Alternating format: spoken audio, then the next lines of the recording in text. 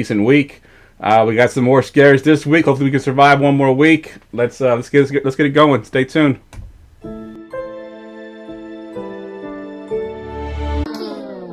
Fantasy football, you dealing with the best. Keep it hype, authentic, this ain't nothing like the rest. With the Armchair Fantasy Show podcast, give advice for all the listeners to improve your stats. Yeah, we live on goingfor2.com. Tuesdays and Fridays, this is what you want. Talking dynasties and daily drafts, and we just getting started, that ain't even the half. Yeah, so go ahead, tell your friends to join. Going for two, cause no one remembers the extra point. Hey, goingfor2.com, the Armchair Fantasy Show. What is going on, guys? All right, welcome to episode 170 of the Armchair Fantasy Show. I'm your host, of course, Jeff Lambert, and you can follow me on Twitter at JeffLambert77. We are here every Wednesday and Friday night on Facebook Live, Periscope, YouTube, and of course now Twitch as well. Syndicated on all major podcast networks and streaming in the Going for Two app for iOS and Android. I'm here as always with my co-host, Mr. Ryan Searfoss. Ryan, how you doing tonight?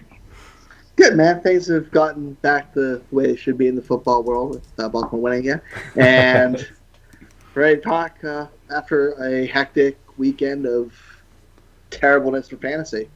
Definitely was a very hectic week. It was a little touch and go there for a while. We were going to have a couple games canceled. We did have one that was moved and a few others that were sort of in trouble. But we got it all taken care of, hopefully, for a little bit at least. All right. Fingers crossed. Yeah, fingers crossed, exactly. Also joining us tonight for his first time, it's kind of crazy it is his first time. We've been on Twitter for quite a while. Phillip Caldwell of the Pro Football Network and author of the Fantasy Football Consistency Collection. You can follow him on Twitter at DumpsterDiveFF. What's up, Phil? Not much, man. Just looking forward to actually, getting a chance to talk some football live in the season. Haven't done a podcast yet. And like you said, it's been crazy that we haven't done this yet, man. I've been talking back and forth with you and Ryan for almost as long as I've been doing this. Years, man. Yeah, it's crazy. It's crazy. Yeah, it's definitely crazy. And you were one of our sponsors for our Going for Two Grinders Championship contest, which went really very well. It was an awesome thing overall. I think we raised $1,300 with that. Made an awesome belt. Of course, it had your logo on it. Talk about your consistency collection a little bit. Tell us what it's all about. Yeah, no, I played a very small part in sponsoring that. I love what you were doing with that. I love that it's an annual event. It all goes towards charity. Thank you so much for that, honestly. As far as the consistency collection goes, this has been kind of a project of the baby of mine for the past 3 years now. First year, just kind of tested it out, make sure that I had the math going correctly. Second year, tested it out more publicly with 2QBs.com before they, folded, and we were basically creating a consistency score for quarterbacks, and then also I was doing defensive consistency score. And then this last year, I put it all together, put all the muscle behind it, did all of the fantasy positions, plus we took a look at defensives. Right now, you can find up-to-date consistency scores on Pro Football Network, PFN 365, if you're following them on Twitter. And you can also find the defensive points allowed consistency score, or DPACS, which is a little bit long of an acronym, which is incredibly helpful if you're checking out matchups. It not only tells you the average fantasy points allowed to each position, but how consistently they're actually allowing those fantasy points to that position. And the consistency score itself across positions is amazing. So it's not your typical consistency metric that you see a lot of times where it's like a top 12 performance this many weeks or top 5 performance for like some sort of peak thing or anything. It's just, it boils it down to nuts and bolts, not to get too far into the weeds, but I use the coefficient of variation to kind of flatten the playing field. And so it's comparable across positions. So if you're trying to figure out a flex decision in your lineup, you can look at a wide receiver and a running back and check their consistency score. Whichever one's higher, that's the one you want to go with. It doesn't matter position. It doesn't matter if they finished as a top 10 wide receiver versus a top 15 running back or anything like that. It takes the question of apples and oranges and turns them all into pineapples so you can really compare them. Nice. I like that. Apples and oranges and turn them all into pineapples. I like that. That's a good way of explaining it. Good stuff. All right. Anything else you wanted to talk about? I mean, tell us a little bit about your history in the fantasy football world, just in general. Yeah, I got started as sort of a niche writer, which will explain my Twitter handle a lot. I started with a column called Dumpster Dives, where I was literally writing basically a waiver wire piece for like super deep leagues or dynasty leagues. Nobody was written about if they were owned in more than 10% of leagues. So every character I wrote about was under 10% of leagues. Wow. Under 10% rostered. And so that was kind of the niche that I created in the very oversaturated world that we're in. And it was a lot of fun, though. Like, you really dig into some crazy stats and metrics, and you have to really watch a lot of games because, like, for example, one of the very first guys that I wrote about, which was, home run, was Tyreek Hill. And I was just like, look, his snap percentage has gone up this many weeks in a row, and if you have ever watched him return a punt, he's freaking electric. So if he's going to get any time on the field with the offense, it's going to be bonkers. And then we all see where Tyreek Hill is now. So thus my Dumpster Dive FF Twitter handle. And I did that for years and years and years. This is the first year, actually, since I've been writing that I'm not doing it. And I've luckily had some people on Twitter ask me if it's still going on anywhere. And then recently been with RotoViz, doing a lot of stuff with them. And now I'm with Pro Football Network and doing the consistency score, the defensive points allowed. And I also write the start-sit column for them every week, which has been a whole lot of fun. Nice. I know the start-sit's a difficult one, too. People think it's a simple one, but when you get to, like, week 5, week 6, week 7, week 8, and you're, like, talking about the same guys over and over again. I know Ryan had a hard time with it last year. He had Devontae Parker, I think, in 7 straight weeks. Oh, that was for waivers. Oh, that was waivers. You're right. That was waivers. Yep. He was available in, like, 60% of leagues for, I don't know, the first 10 weeks of the season. Yeah, it was pretty crazy. You just keep writing it thinking that you're like just screaming into a void. Why aren't you picking him up? Yeah, exactly. It just feels so repetitive by the end of the year. Yep, definitely. So be nice to people with waiver wire and start sending articles. Yeah, it's a tough one. I mean, it's like the main staple. You got to have those articles, but man, sometimes they get hard to write because you can't think up so many superlatives to write about some of the same people over and over again. Yep. And of course, I'm not writing about, I think you should start Mahomes this week. Like, I put in a disclaimer. I'm like, always start your studs. Yeah. This is for the other guys. Yep, exactly. All right, we got tons to get into tonight, but before we do that, I want to plug our new show, our War Room show. It's pretty much live every night that we're not live. Tomorrow night is the Thursday night edition with Dan and Jay. They get you ready for Thursday Night Football. They talk a little bit about the weekend. They go over some of their articles. They do the rookie power rankings. So definitely check them out, guys. Tomorrow at 7 p.m. right here on this channel. However you're listening to us, they'll be live. So check them out tomorrow night. And with that, let's go ahead and get into everything. News and notes from around the league. All right, news and notes, as always, brought to you by Society Socks. Bold Socks with a social cause. For every pair of socks you buy, a pair is given to charity. Visit mysocietysocks.com/armchair and use promo code armchair to get 50% off your first month subscription. All right, guys, we got lots to talk about. There's a ton of news. I had this news written down earlier. I heard some recent news that says that some of these guys are now questionable or doubtful, but Chris Godwin, Leonard Fournette, Mike Evans, Scott Miller, all from the Bucs. They all missed practice on Tuesday. I think a few of them have been ruled out already. I think Chris Godwin's been out. Mike Evans is doubtful. I believe, Fournette is also out, and Scott Miller. Like, who are we going to be starting in this game? Is there anybody left on that team, Ryan, that we're going to be looking at? There's nobody I want to start there, and that includes Gronk. OJ Howard's broken too; he's out. That's right. But his was so bad they didn't even list it. Yeah, we just kind of forgot about it. Man, it's hard. Maybe Brady comes back. I don't want anybody there right now.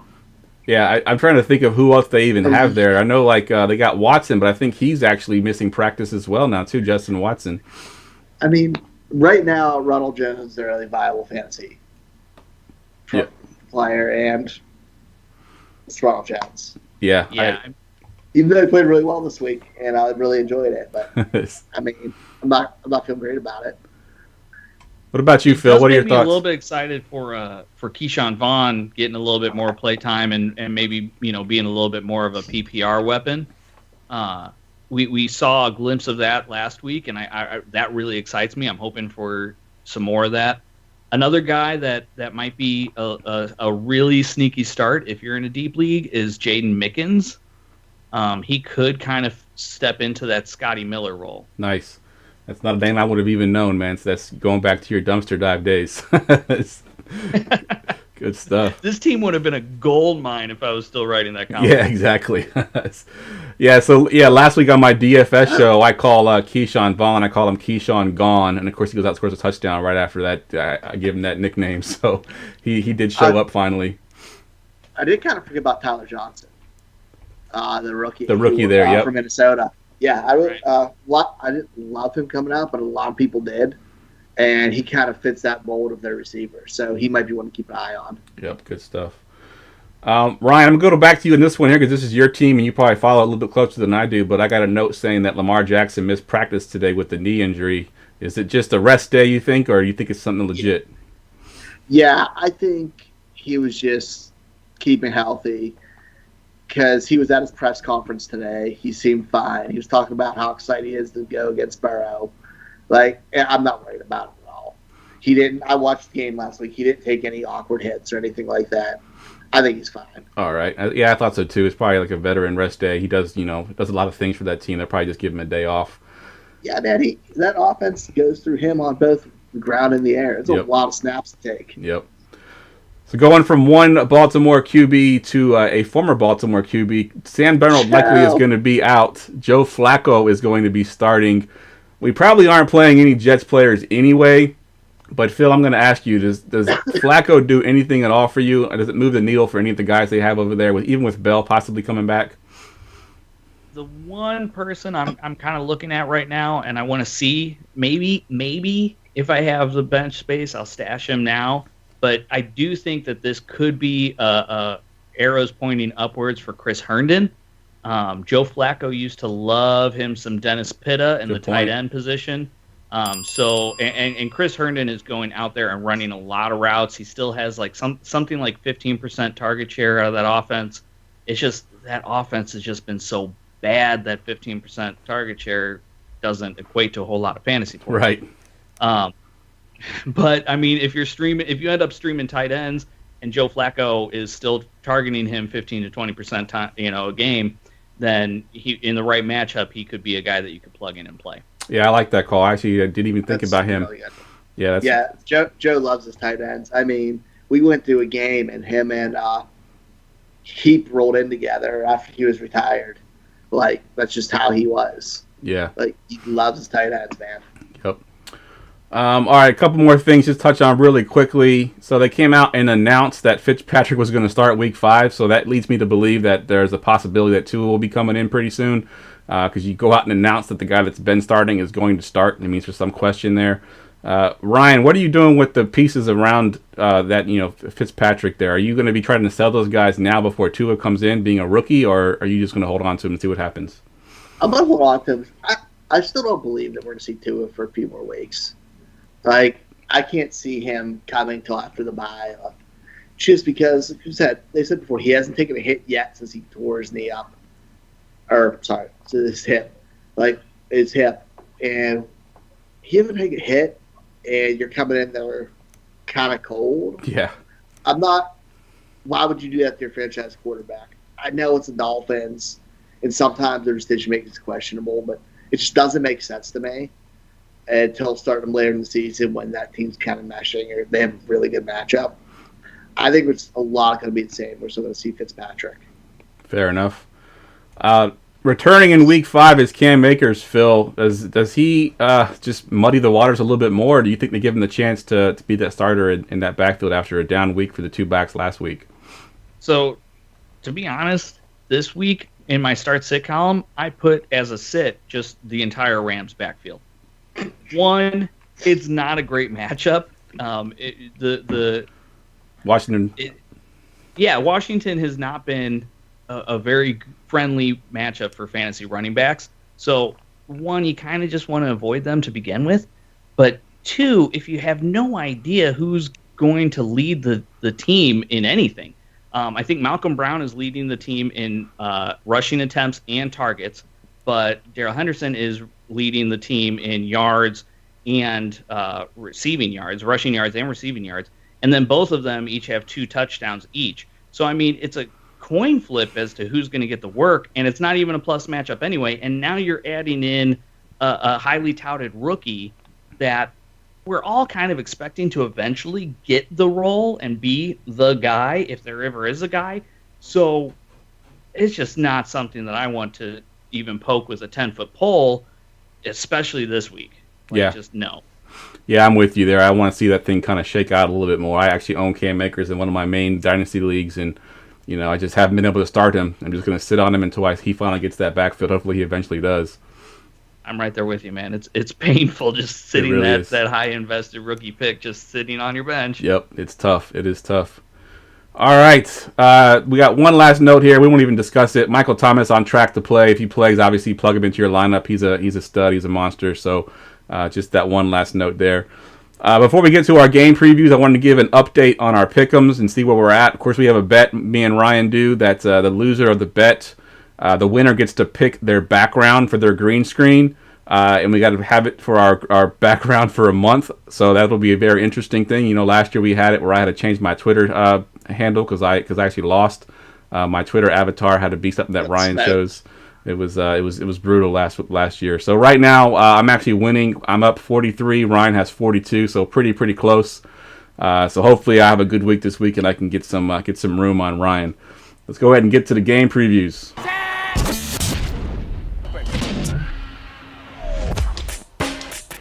This week's game-by-game previews. All right, first game, of course, is the Thursday night game, the Bucs at the Bears. It's a featured game, so we'll all talk about this game. And Ryan, I'm going to go to you first, and I got one question for you. Cut them or keep them? Cut him or keep him, Anthony Miller. I know you loved him coming into the season. He's been out-snapped by Darnell Mooney, the rookie there, fifth-round rookie. Outside of 2 late touchdown catches, he hasn't done a whole lot of anything. So what are you doing with Anthony Miller? Keep or cut? If you're in a really deep league, I'd say he's worth a keep because they're playing different positions. It's kind of a matchup-based thing. Anthony Miller's playing 80% of the games in the slot, where you have Mooney on the outside working more as a deep threat. Last week against the Colts, their slot corners, Kenny Moore is top 10 in the league in almost every stat, like on Player Profiler, for like snap share, for separation. Like he's on guys in the middle. Plus that Darius Leonard, they're a strong team there, and that just doesn't lead to a big game for a slot receiver. I think it's going to be very matchup based who you play out of those guys, and I think Mooney's just going to be more of a boom bust person.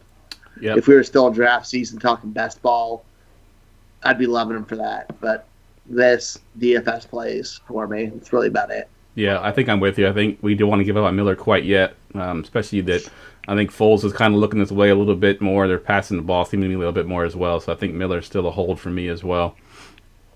All right, going to the Bears or the Bucs side of things, Phil. Brady's 5 touchdown game last week. Is that an outlier or a preview of things to come, you think? This one's painful, right? We just talked about all of the weapons that he had, and I just can't see him recreating a performance like that with the weapons that he's going to have going forward. I think that maybe by the end of the year, Tom Brady might, for the first time, be a fantasy playoff MVP kind of guy. Because before, his history is always he gets you to the playoffs and then he tanks your team. I think this year he could actually be picked up off the waiver wire right before the playoffs and be a stud QB because by then, maybe, hopefully, he's got most of his weapons coming back. But right now with the guys, we're leaning on Gronk and Cameron Brate. Yeah, not good. That's not great. His consistency score is already not all that great. On the season, he's 20th among all QBs. We've seen his floor is in the single digits in week 2. And Chicago is actually, the Chargers were a plus matchup. They're top 12 defense in terms of DPACS in points given up to the quarterback. They're right at 12, so they just eke into that top 12, but they're a top 12 matchup. The Chicago Bears are 26th. So it's definitely not a really great week to start Tom Brady this week. And actually, again, he was in my column this week where I was like, I am for the first time recommending that you sit Tom Brady. Yeah. The end is nigh. So I don't see it happening anytime soon, but I do think that a 5-touchdown performance could be happening in the future for Tom Brady again, because, I mean, if these weapons if just Chris Godwin and Mike Evans can both be healthy on the field at the same time, and then Keyshawn Vaughn added into the mix, like that's going to be a really interesting offense later in the year. Yep, I'm with you. I think that Brady could struggle a little bit. I mean, we saw what he did with New England. He had nobody. This is even worse than that, I think. I mean, not only does he have nobody, I mean, he has guys that we can't even possibly name right now. So, yeah, I'm with you. I think Brady struggles a little bit, but if he gets those weapons back, he can get back to being a top quarterback. All right, let's pick this game, Ryan. Who you got? Bucks at Bears? Reluctantly, the Bucks. I think their defense is really underrated still. I swear I say that every week. But and I'm just going to take Brady over Foles because, I mean, their offensive skill is not clicking in Chicago yet. I'm not there with them. All right. Bucks at Bears. Who you got, Phil? I got to say the same thing. I think the Bucks defense is going to go ahead and win this game for them. I don't think that Foles and whatever dysfunction they got going on in that offense is going to be able to, muster up even 20 points or so. Yep, sweep it. I'm going Bucks as well. Next game up is the Rams at the Washington football team, and this game is yours, Phil. We got news today that they're going to start Kyle Allen over Dwayne Haskins, and not only are they starting him over him, Dwayne Haskins is now the third-string quarterback there, so Alex Smith's the backup. What are you doing with weapons there? I mean, they don't have a whole lot of weapons, but they do have McLaurin. People are high on Gibson as well. I know Logan Thompson is kind of a deep sleeper kind of guy that's got a ton of targets, hasn't done much with them yet. But what are your thoughts on Kyle Allen going forward? This is weird, man. So I'm not very excited about this in Week 5. The Los Angeles Rams are one of the toughest defenses when it comes to fantasy points allowed to the wide receiver and quarterback. I think McLaurin's going to get the Jalen Ramsey treatment. Not looking great. It's not looking great for Kyle Allen. He's not somebody I would recommend streaming or anything like that. But in the future, this could be a really interesting duo in the right matchup, right? Kyle Allen last year in 13 games had, according to airyards.com, like 3,900 air yards. To give you an idea, Kyler Murray has 3,997 in the full slate of games that he played. So Kyle Allen's a quarterback that will air out the ball. We haven't been seeing that as much, or at least I haven't been seeing that as much when I've been watching the Washington football team for as long as I can watch them before I flip to another game. So I think that Kyle Allen could be really good for Terry McLaurin in the future, but not in Week 5 necessarily. Yeah, I'm with you. I think we saw what he did last year with DJ Moore. He was targeted pretty heavily last year, and I think McLaurin can kind of be that guy for him as well. So not Week 5, but maybe going down the road for sure. All right, let's pick this game. Ryan, Rams at the football team. Who you got? Rams. Phil, you going Rams too? I mean, yeah, we're going Rams. Yeah, everyone's going Rams. All right, that one's short and sweet. All right, next one up, Bengals at the Ravens, and this brings up our prop bet of the week. BUSR.com. Prop bet of the week. All right, prop bet of the week is brought to you by BUSR Sportsbook. Betting everything from horse racing to the 2020 election. Visit BUSR.com/going-for-2. Sign up, get a welcome bonus, and bet on this weekend's games. And Ryan, my prop bet to you is Marquise Brown over under a half a touchdown. He has yet to catch one this year. What are you taking here? I'm taking the over on it. I mean, he had 7 touchdowns last year, so he produced in the red zone when it mattered. He was a foot away last week, maybe less. And they've been taking shots. The Bengals are quite a dip in the defense from what we've seen them play the last couple weeks. I like the matchup for it, and I think I'm gonna take the over on it. All right. Let me ask you this, just hypothetically speaking. Let's say Lamar Jackson doesn't play this game. Would you still take the over on that one? No, no. Lamar's playing, man. Don't put that in the atmosphere. Okay. It's crazy. He hasn't had a red zone target yet. Yeah, that is crazy. You know, he's that big play guy. Yeah, but he's second in deep target, so he's getting the ball his way. It's bound to happen. And I can see it opening up. Like, those red zone targets are going to come. I agree with you. All right, let's pick this game, Phil. Bengals at Ravens. Everyone going Ravens here, I'm assuming? It's Ravens. Ravens, yep. All right, another easy one there. Next game up is the Bills at the Titans, and I had this one as a featured game. Of course, we've had more positive tests for the Titans today, but we're going to assume this game somehow gets played.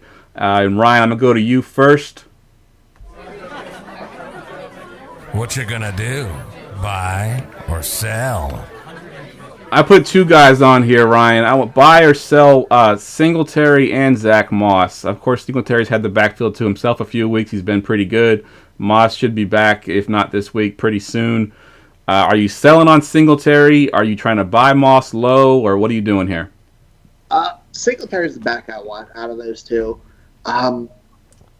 because he gets used in the passing game. He has the big playability. He's uber efficient running the ball. When it comes to Moss, he's the short yardage back. He's the guy you're expecting to get the ball in the red zone. The issue with that is he's competing with Josh Allen in the red zone, where he has the majority of his touches that matter. That hurts him there. So I don't really have confidence starting him this year unless something happens injury-wise. But I'm not comfortable with him, and I can feel okay playing Singletary and slot or flex role for me. So Singletary. All right. Phil, going to the Titans side of things, and I wrote this question before I heard that Corey Davis was out on COVID leave. AJ Brown, possibly back this week, assuming this game is played. Can you just plug him into your lineups right away, or do you want to see how he plays first? Absolutely. I think you got to plug him in. The last time we saw him, 2019, he was just a stud. You drafted him early in the drafts. He's probably your wide receiver 1 or 2.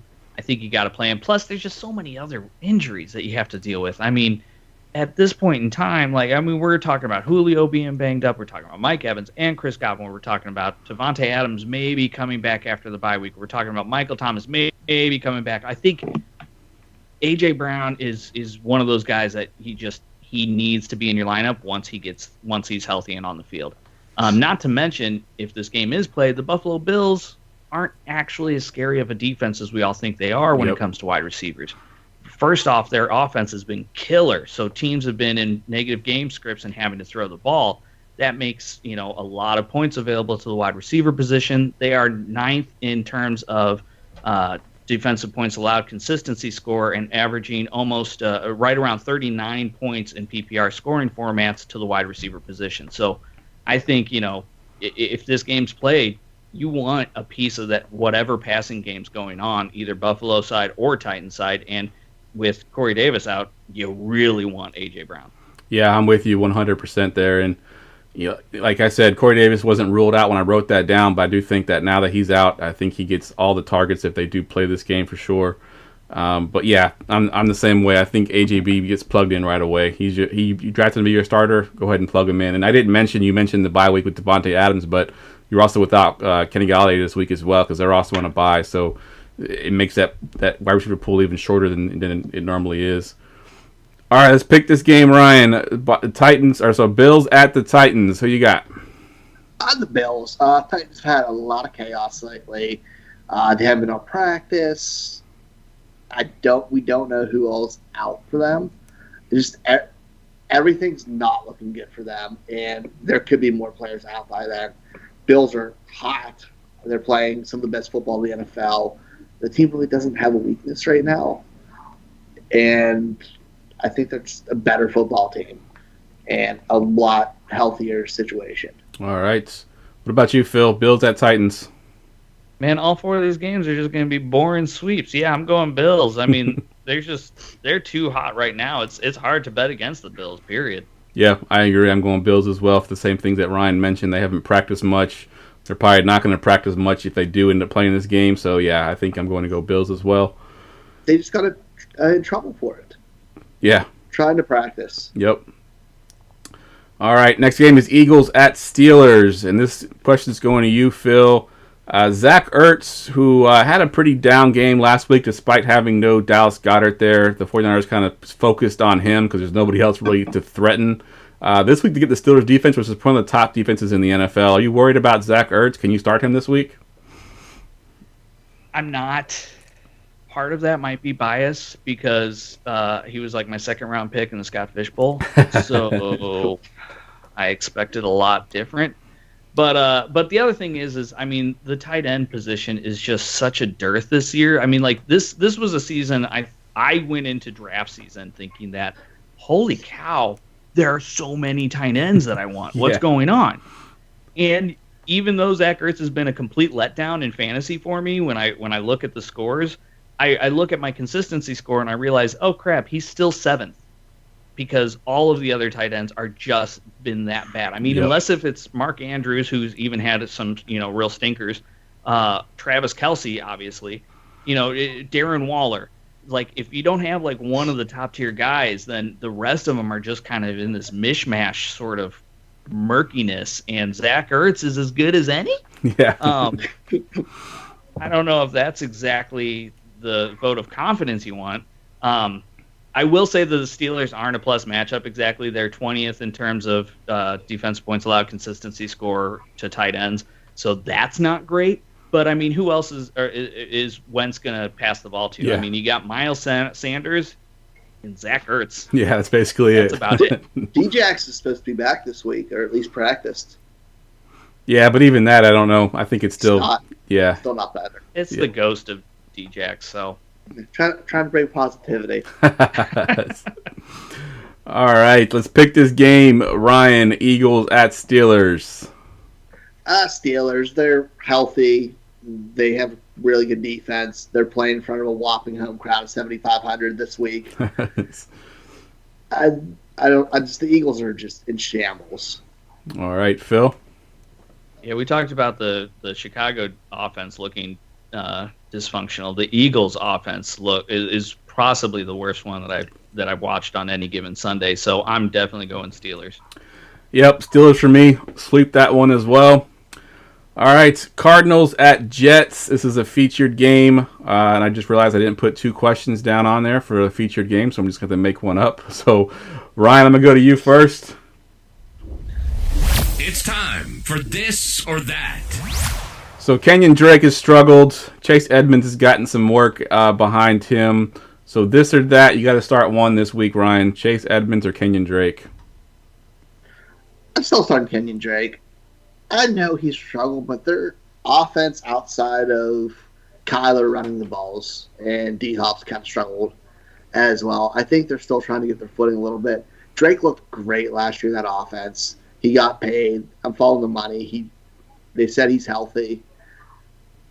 And Chase Edmonds still was not efficient running the ball. And they wouldn't have paid Drake if they thought Edmonds was that guy. I don't see them turning away from him yet. All right. And going to the Jets side of things, the only thing I really got for the Jets right now is it looks like Le'Veon Bell might be back this week. You probably drafted him 5th, 6th roundish, something like that. Are you just plugging him in this week, Phil? No. There's no part of the Jets offense right now that I think is a plug-in for, unless if you are in dire straits. But no, the Arizona Cardinals are 18th in my defensive points allowed consistency score. It's not a great matchup.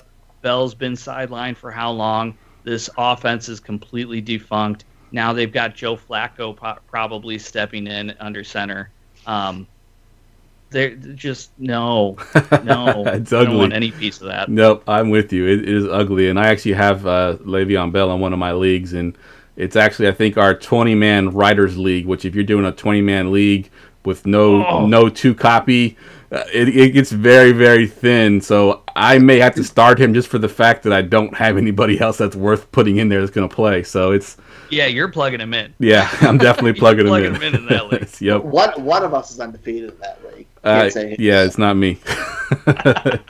Definitely not me. Especially when you lose Le'Veon Bell, who was one of my more top picks. So he was. I think I have Gio Bernard starting in his place. So that kind of tells you how deep that league is. Oh, yeah, it's really gross. Yeah, I mean, I drafted Joe Mixon. I drafted Gio Bernard as his handcuff, and now I'm starting both of them. So that's how it's ridiculous right now. All right, let's pick this game. Cardinals at Jets. Anyone taking the Jets? Going once, going twice? I didn't think so. Cardinals win this one, I believe, as well. All right, quick commercial break, guys. When we get back, we'll break down the rest of the game, so hold tight. What's up, everyone? Jeff Lambert here, and I want to tell you about Society Socks. Is your sock drawer kind of boring? I know mine is. Society Socks is a men's sock subscription company that sends 2 pairs of exclusively designed socks to your door every month. These socks are made of a warm, soft, and comfortable blend of combed cotton, guaranteed to make your feet feel and look great. At the office or the bar, your socks are sure to be a hit. You might be wondering, why are they called Society Socks? Well, that's the best part. Socks are one of the most needed and least donated items at homeless shelters. Society Socks aims to change that. With every pair of socks purchased, another pair of socks is donated to homeless shelters. So on top of receiving awesome socks every month and amping up your sock drawer, you are actively making a positive change in society. With 2 surprise pairs of socks arriving at your door every month, you'll begin to grow an impressive sock collection. Visit mysocietysocks.com/armchair and enter our promo code ARMCHAIR to get 50% off your first subscription. Put an end to boring socks and subscribe today. Again, that's mysocietysocks.com/armchair and use promo code ARMCHAIR.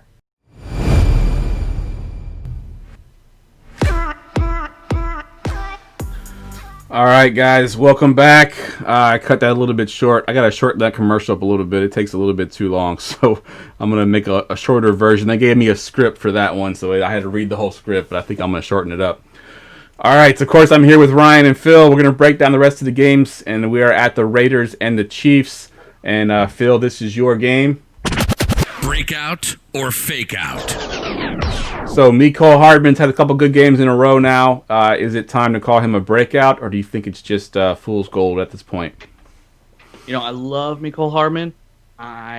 If you're talking dynasty, he is a guy that I've been wanting to go get. I've been propping up and telling you to go get him while you can.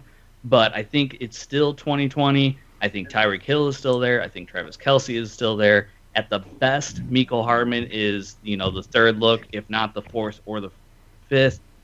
And so I really think that this is more of a fake out for 2020, but I do think it's a glimpse into, 2021, 2022, and what he could be, especially with Patrick Mahomes and that offense.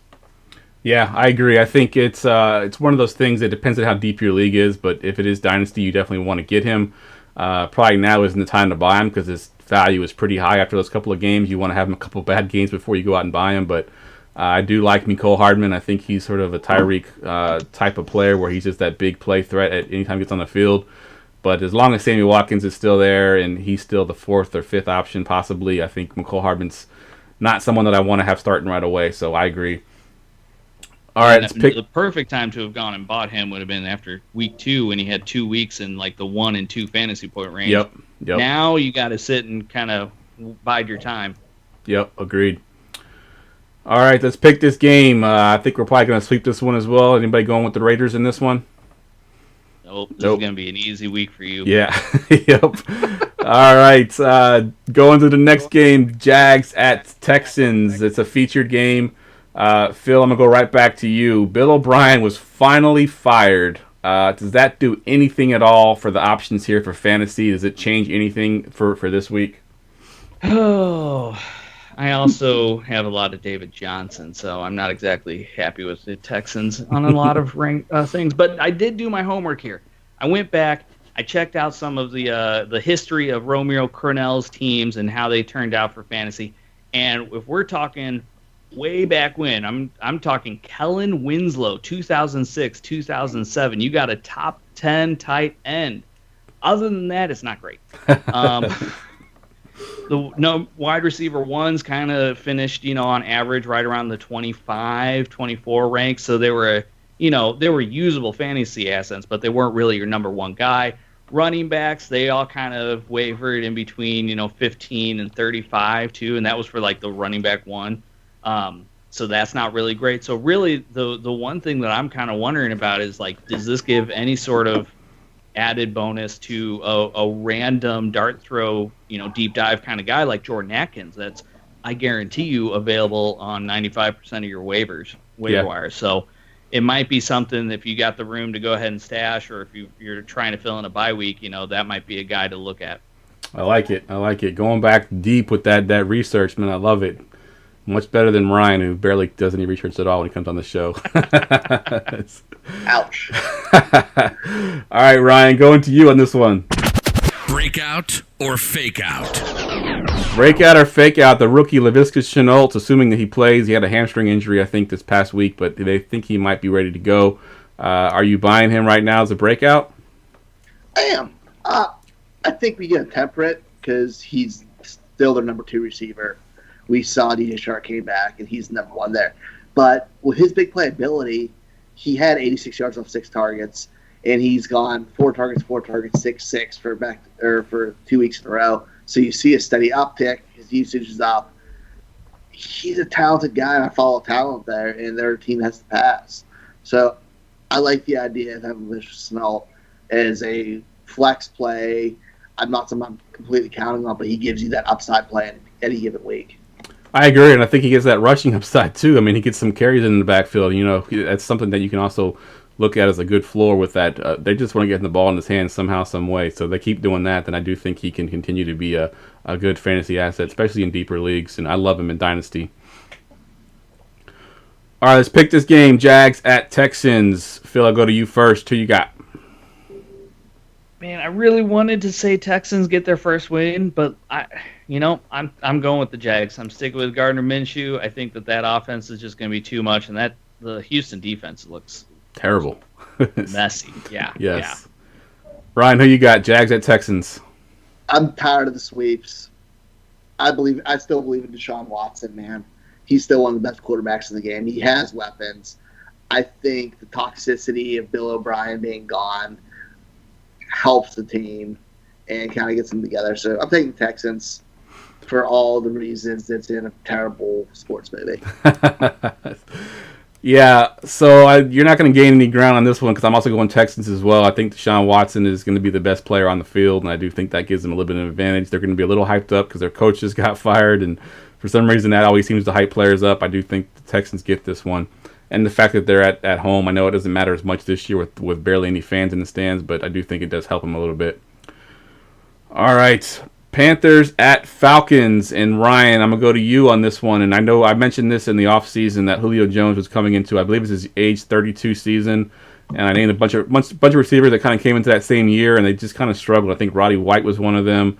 Andre Johnson was one of them. They came into that year, and they struggled that year with injuries, and they eventually kind of fell off. Is Julio Jones going to fall into that trap? What's his outlook for the rest of the season? I'm kind of upset about all the hate that's going towards Julio. He got hurt week 2. First, he had his hamstring tweak. He's played through it, so it's not super that serious. I mean, I'm not a doctor or anything, but if he's able to play, that gives you some out. That gives you some positivity there. That's not that terrible. But week 1, before he got hurt, he had 12 targets, 157 yards, typical Julio Jones production. If he gets healthy, man, it's Julio. Like, I don't see a fall off. I mean, if I can sell him in Dynasty for a proper value, I am. But he's somebody I think you can get at a value now who getting healthy down that playoff stretch for fantasy. I like that. Yeah, I almost wish, as an owner of Julio Jones, I almost wish that he hadn't played the last few games. Sit out, get rest, be healthy, and come back full strength. So I almost wish he would have sit out. I mean, he looked great. He looked great week 1. He did. I'm not going 2 games off there and thinking he completely fell off. Like, that's needles too far one way. All right, fair enough. Let's pick this game. Panthers at Falcons. Phil, who you got? In my start of the week, I wrote about Teddy and Robbie Anderson, so I think I've got to stick with the Carolina Panthers. I think they're going to pull this one out. The Atlanta Falcons cannot win, no matter how big they get up. Matter of fact, I think it might be worse if they get a huge lead early. Like they might want to just like keep it close. Yeah. So for that reason, I'm going to go ahead and give Carolina this one. All right, Ryan, who you got? Panthers at Falcons. Jeff, you don't want to go first on this one? All right, I will go first on this one. I'm actually taking the Falcons to get their first victory in this one. I think that offense is going to be good enough. I think the whole Ridley talk is going to be, overblown. He'll get plenty of targets. I do think that the Falcons pull this one out. Who you got, Ryan? I'm going to go to the Panthers just to gain some ground. I'm praying for that DJ Moore breakout this week. And Atlanta's defense has shown that they can help out anybody in that situation. And they've used Mike Davis good enough. I think Atlanta finds ways to lose. They're terrible without Christian McCaffrey. I know. Somehow Panthers, who thought was going to be a bottom barrel team in the league, has 2 wins. And the Falcons, who everyone thought was a playoff team, has 0. So I'll go with the hot team. All right, good stuff. Next game is Dolphins at 49ers. It's a featured game, and I realized that the question I wrote down, I've already asked you earlier when we talked about Fitzpatrick being announced the starter, so I'm going to switch it up a little bit. Let's talk about their running backs a little bit. Myles Gaskins, are you buying him right now? Or you think that he's actually going to be a decent player going forward? I mean, he seems to be getting the workload right now. In a world where running backs have been very inconsistent and we don't know who's getting played, Gaskins has showed to be the best out of the Miami backfield, which isn't great, but I'll take some volume, and his usage of the passing game gives him a nice floor. So, I mean, I'll start him as a flex running back, or I guess RB2 if I'm desperate. Okay, yeah, I think I'm with you on that one. I think it's with the injuries, you pretty much have to start him at this point. You get to start him running back, he's definitely going to be in play. I don't feel great about it. It's like when you have broccoli with dinner, like you don't feel great about it, but it sustains you. All right, good stuff. Comparing Myles Gaskins to broccoli, I love it. All right, going to the 49ers side of things, and I just wrote down what if Jimmy G is out again. Obviously, I do think that Beathard gets to start over Mullins, who was absolutely terrible last week. As far as options around him, I only want to start Kittle. I'm not ready to start Debo yet. I'm not ready to start Ayuk yet. McKinnon maybe. Yeah, McKinnon's probably in that mix as well. So McKinnon and Kittle, the only 2 that I want to start. And if I'm in the Superflex League, maybe Beathard, because he is a rushing quarterback. He has that rushing upside. So I do think he gets you a little bit of a floor there. So he'd be somebody I'd be looking at if you're in a league it's a Superflex League or 2 quarterback league. But other than that, I'm not touching the 49ers on anything. All right, let's pick this game. Dolphins at 49ers. Phil, who you got?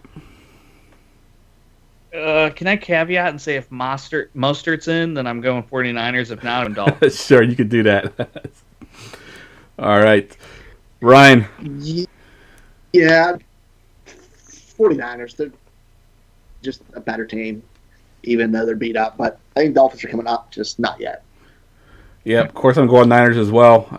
We had a tough loss last week. I thought we can win that game, but I do think the Dolphins aren't quite as good as the Eagles are, even though they are up and coming.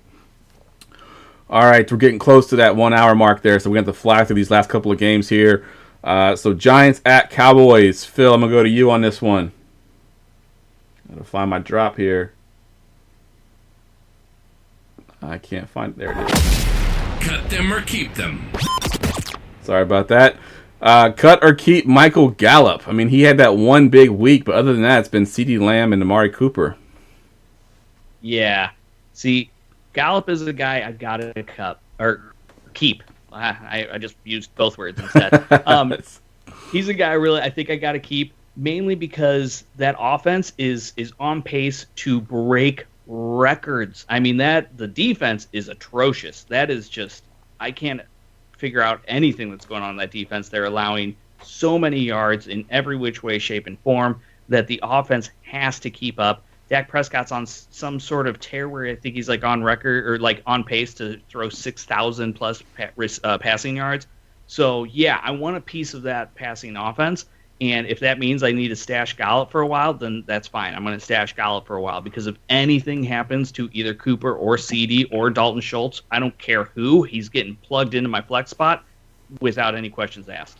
All right, good stuff. And we just had a comment on, I think it's on Facebook. Kyle's following us. He says, we have all night. Don't worry about trying to speed it up. So appreciate that, Kyle. I like it. All right, let's pick this game. Giants at Cowboys, Ryan. Who you got? Cowboys. I mean, I'm not confident. Giants are bad. I'm just going to say it. Giants are just a bad football team. Cowboys at least have talent through how putrid they're playing this year. So I'm going to take Dallas off talent, but these teams are so bad, playing so bad right now. Yeah, that NFC East is just putrid. Phil, who you got? I got to go with Cowboys, too. I think the Giants, they're just so dysfunctional on the offensive side of the ball. I think that this is the one time that you might even be able to play the Cowboys defense. I think the Giants are that bad. Daniel Jones is as a best bet as any to throw a pick six. So, yeah, I'm going Cowboys. All right, I'm taking Cowboys as well. We're going to sweep it. Colts at Browns. It's a featured game. And Ryan? It's time for this or that. This or that, the two running backs from the two different teams, not the starters, but the other guys, Nyheim Hines versus the new hotness, Mr. Dearness Johnson. If you're starting one of these two guys, which one is it? I'm going to start Hines. I know Dearness Johnson looked great, and I saw absurd fab get spent on him today, but it was a lot of what Dallas was giving up as a team. And the Colts are incredibly stout up the middle. And Johnson is having that short yardage and the running role where Hunt has the receiving, which is going to be more prevalent against the Colts. And I can't see Hunt not getting more carries because of how good of a back he is. Cleveland's good against every down runners, and their D-line's fantastic. So I think that gives that dump-off area for Hines a little bit of upside. All right, good stuff. And going to you, Phil, my question is, the Colts' defense is one of the best in the league so far this year. Does this Brown offense, they kind of found their way last week, but it was against Dallas. Do you think they have the same kind of things available to them this week, or do you think the Colts shut them down? Yeah, this isn't a matchup I really want to – I feel confident about Jarvis Landry or OBJ with. I think the Colts have just been outstanding on the defensive side of the ball. The offense just has to kind of do their job, and they're gonna find themselves in the playoffs this year. So no, I'm not excited about any of the Cleveland offensive pieces this week, except for Kareem Hunt, because he's a running back that has a pulse right now. So you have to start him. Yeah, there you go. Good stuff. All right, let's pick this game, Ryan. Who you got? I'm gonna take the Colts. They have a good offensive line. They have an identity. I know Cleveland looked fantastic this week, but Dallas will help anybody with that. So I'm going to go with the team with the elite defense and a better quarterback, I guess. Okay. Phil, who you got? I'm sticking with the Colts as well. I'm going Colts as well. I put $50 down on them to win the Super Bowl before the season, and if they win the Super Bowl, I get $4,000. So I'm going to go with the Colts all season. They're my sneaky pick. All right, Broncos at Pats, and of course we had a COVID positive test for the Patriots, Stephon Gilmore. So again, we'll assume this game gets played, and Phillip and Ryan, I'm going to go to both of y'all on this one.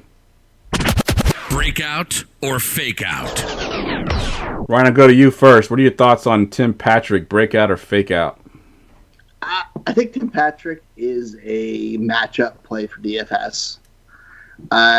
He has that red zone role. He is Cortland Sutton's super duper light.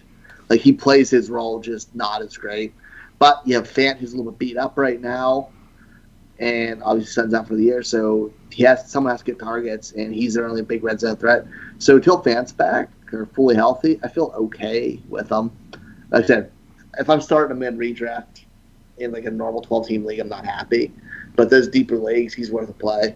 Fair enough. What about you, Phil? Breakout or fake out on Tim Patrick? I'm kind of right there with Ryan. I think in the right matchup, he's a product of necessity, to be honest. I mean, with Fant and Cortland Sutton out, you got to lean on the rookie and then Tim Patrick, and he's one of their better receiving weapons that they have left that's healthy. So I think, this week against the Pats, it's not the greatest matchup, but it's not the worst. And I think if you check out, the defensive matchups every week, I think he's a guy that you can plug and play in your flex if you need to in those 14, 16 deeper leagues. Yeah, I like it. I think Patrick's been pretty good. His issue's been it's injuries. He seems to have a good game here or there, and then he gets hurt and he's out for a while, and I think that's been his biggest issue. And you mentioned that defense, of course, if they're without Stephon Gilmore, that helps a little bit as well. So I think Tim Patrick is definitely a mini breakout candidate. I don't think he's going to be like your plug-and-play starter for the rest of the season, but I do think he can be somebody that can start through your bye weeks. All right, let's pick this game. It's a tough game to pick with all the COVID-type things going around right now. And, of course, Drew Lock, he may or may not start for the Broncos either. So, Ryan, I'll go to you first. Broncos at Pats. Who you got?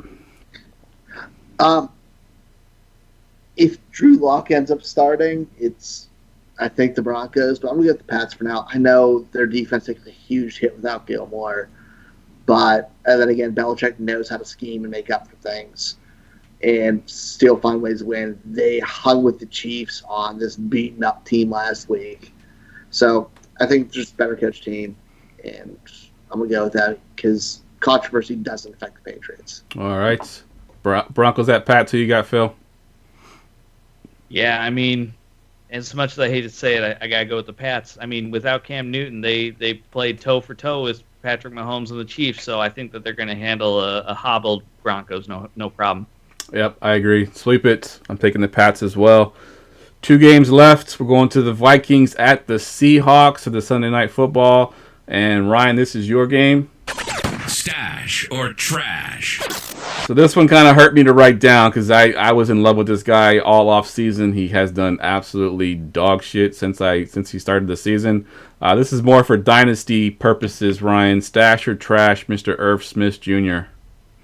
So if we're talking dynasty and you have a deep enough bench to keep a tight end on it like this, I'll just keep him.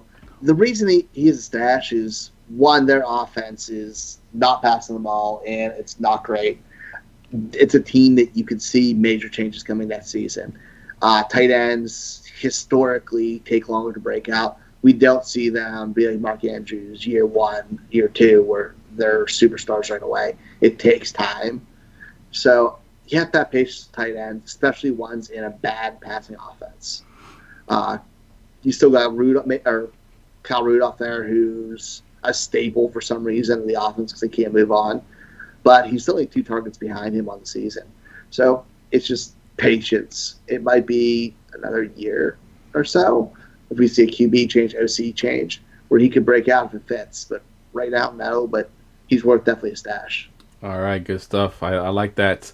I had a text from one of my followers and friends, Matt Sandell, texted me and said, how was the funeral? And I was like, question mark. And he said, that hill that you died on, that's Irv Smith Jr. Because I was like standing on the hill screaming his name from everywhere, and that's just not panned out for me so far this year.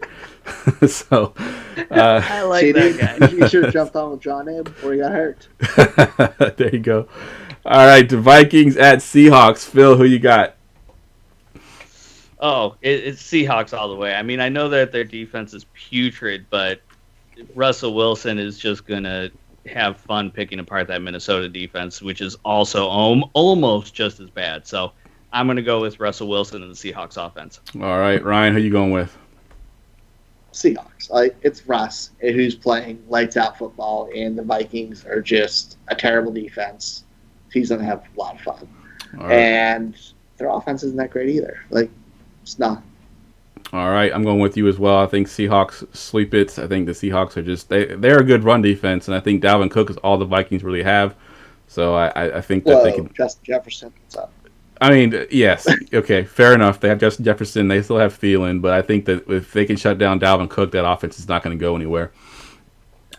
All right, last game, the Monday night game, Chargers at Saints. Of course, this is a featured game, and Phil, I'm going to go to you on this one.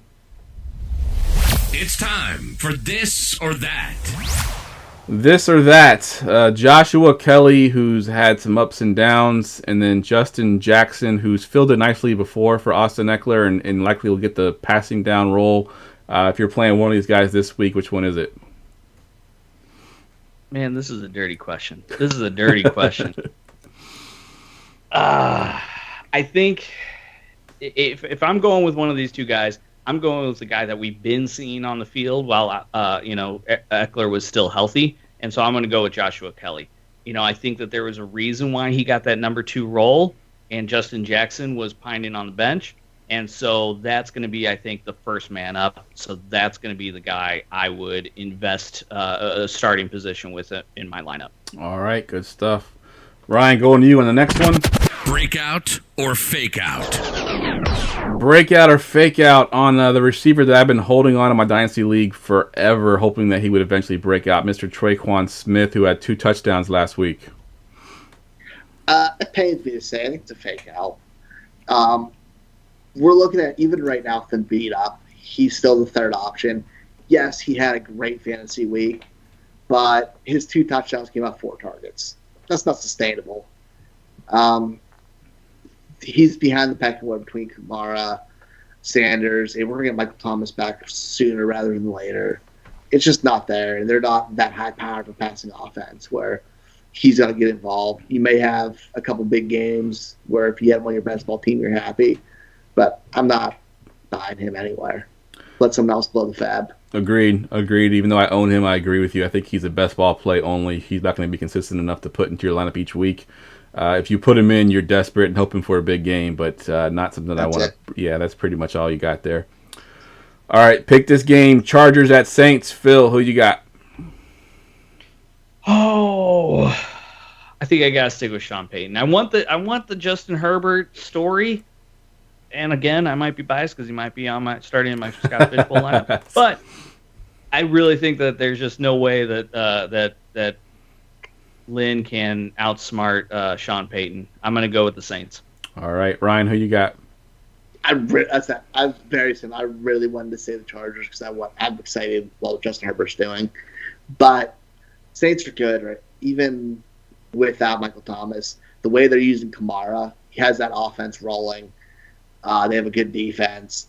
They're just healthy, and they're healthy. I like the Saints. I still think they're a Super Bowl contender. All right, good stuff. I'm going with Saints as well, which probably means that we had so many sweeps in this one that we're going to be totally wrong all week. That we're going to get all these games wrong. There's going to be like 12 upsets this weekend. If we're getting all of these wrongs, there's going to be a lot of really happy people in Vegas, too, because... Yeah, exactly. Jesus, this was chalk. Definitely was. All right, let's get to the listener questions. A couple of them that I have here. Heather Gannon on Facebook says that she has Joshua Kelly right now. He didn't look so good. She also has Damian Harris and Akers. Actually, no, they're available on her waiver wire. So basically, is it going to be Kelly, Damian Harris, or Cam Akers, Ryan? Which one do you think of those 3? Oh, I hate this question. Because I want to say Akers so bad, but I'm not fully there yet. I think I'm going to Harris. Patriots used him. He ran really well. He's doing what they wish Sonny Michel would have done for the last couple of years. I like Harris there. I think Akers has the highest upside. But I think Harris may be the safest now. All right. Good stuff. All right, going to Bill Lillian at B Lillian on Twitter. He's got this question. He wants to know Tyler Higbee or Tanyan, who just had a humongous game for the rest of the season in a PPR draft or PPR league. What do you got, Phil? I think for rest of the season, you got to go with Higbee. He's going to be the guy that gets the more consistent targets from here forward. I think, Tanyan is a stud right now, but as soon as Devontae Adams comes back, and if Adam Lazard comes back, and, those other weapons, they are just going to suck all the targets away from Tanyan, and we've seen it year after year after year. Aaron Rodgers isn't a big tight end guy when it comes to who he targets. So I would go with Higbee for the rest of the year. I'm with you as well. I think I did an article on that in the offseason with tight ends and Aaron Rodgers. I think he's only had one, quote-unquote, tight end one his entire career. It was Jermichael Finley for one season. After that, there hasn't been anybody. So I agree. I think it's going to be Higbee for me as well. Ryan, trade Latavius Murray and receive Kenyon Drake. Full PPR. Yeah, I think that's a great trade. You're taking advantage of Kenyon Drake's buy low. He has receiving upside. He had 61% of the team's market share for running backs. He's on the field. Latavius Murray's always number 2 there, as long as you have a healthy Kamara. So I'm going with the guy who's number 1 running back on the team. He has big play potential. We saw it last year. Not that much have changed. It's just a case of being patient with the guy. We're still like 4 weeks in. All right, good stuff. Next one's from Saxophone Sunsets at Saxy Sunsets on Twitter. Did you put this guy in here just for me? Are you? I play saxophone, right? I did not know that, actually. Oh, yeah. Nice. All right, so the caveat is here that he is rebuilding his team. So this is a dynasty trade. He wants to know if you would take AJ Brown for A-Rob. So the thought here is getting younger. What are your thoughts on that trade there, Phil? Hell, I would do that whether I was rebuilding or not, dynasty or redraft. I don't care. Give me AJB over Allen Robinson all day, every day. In case you're wondering, Allen Robinson's quarterbacks is still either Mitch Trubisky or Nick Foles. Good point. I like it. Good stuff. All right. Last one for you, Ryan. He's got 3 tight ends. He's wanting to know which one of the 3 he should trade. So he has Darren Waller, Tanyan, and Schultz from the Cowboys. You're trying to move one of those guys for some depth. Who are you moving? I'd trade anybody but Waller. I think he's the most consistent. I like Schultz a lot. Tanyan's a great story. I think Tanyan's a sell high. I'm not chasing points from the week before with him. Waller, we've consistently seen getting volume. So he's the one I'm trusting and keeping. And Tanyan's my top sell out of them. Yeah, I think I agree. I think Tanyan is someone you're trying to sell high on right now because of the things we just mentioned earlier about him, fight for targets for Devontae Adams and everything. I think he's a try to sell high. However, I think if you do need a lot of pieces, if your team is just terrible, maybe you're 0-4, 1-3, and you need to just get some better players there, Waller has the most value. If you can move Waller for some, for a running back 2 and a wide receiver 3, something like that, that'll actually help you 2 starters for 1. I might do that, but Tanyan, I'd try to sell first to see if I can get him high. Full rebuild, I'd go. I'd probably trade Waller because he is a little bit older. Agreed. I'm not competing, I'm not. Agreed. All right, it's time for our Forgotten Fantasy Players segment. Get ready for GoingFor2.com's Forgotten Fantasy Player of the Week. All right, Phil, this is one of our favorite segments. We've had some really good ones lately, some guys that I don't think me and even Ryan could name when they first started talking about them. So who's your Forgotten Fantasy Player this week? All right, so this is, I think you guys are going to remember this guy, so you should be able to follow along. But he is one of my favorite all-time, I'm just starting to play fantasy, and this guy comes out of nowhere. The year before, it's a running back. The year before, he started 2 games. Had 13 rushes, 54 yards, and 1 touchdown. That's it. The next year, with the Cleveland Browns in 2010, he starts 14 games, rushes for 1,177 yards, and 11 touchdowns. Peyton Hillis. Nice. I knew that was going to be it. That's awesome. Yep. Dude comes out of nowhere, and he is the 8th highest scoring fantasy football offensive player that year. Not just the 8th highest running back, not the 8th highest flex. No, the 8th highest offensive fantasy football piece. So he's in there with quarterbacks. Michael Vick quarterbacks. Nice. Aaron Rodgers in his prime. Tom Brady and Peyton Manning in their prime.